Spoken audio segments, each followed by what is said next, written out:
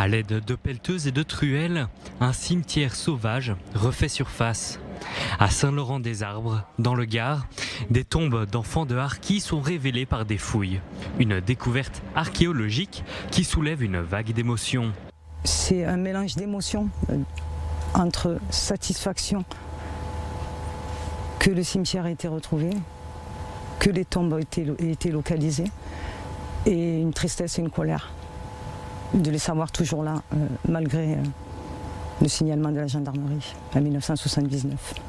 Les harkis sont des Français musulmans, recrutés comme auxiliaires de l'armée française pendant la guerre d'indépendance algérienne, puis abandonnés par la France.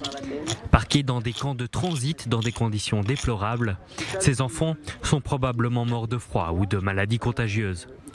Une découverte que des familles attendent depuis 60 ans.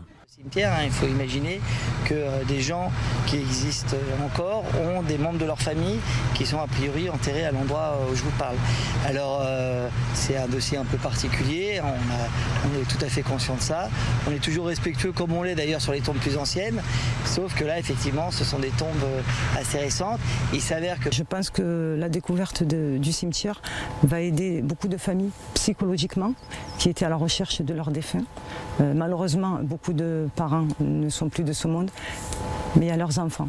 Et leurs enfants, eux, ont continué à chercher leurs frères ou leurs sœurs. Et pour ces personnes-là, c'est très très important qu'ils aient un lieu où ils puissent venir se recueillir. La découverte de ce cimetière sauvage est le résultat de fouilles sans précédent décidées pour la première fois par l'État français après la révélation de l'existence de ce cimetière par une enquête de l'AFP en septembre 2020 et le travail inlassable d'associations locales pour sortir de l'oubli ce pan tragique de l'histoire franco-algérienne. En fait, le procès verbal de gendarmerie qui a indiqué un endroit qu'on a du mal à trouver puisqu'il y avait une opération précédente. Donc c'est à l'issue d'une réflexion un peu en aveugle. On a rebalayé toutes les cartes, on s'est posé, on a étudié tous les documents qui nous ont conduits à cet endroit, qui se trouve confirmé de fait par les fosses que vous voyez là, nous indique qu'il y aurait au moins 31 tombes.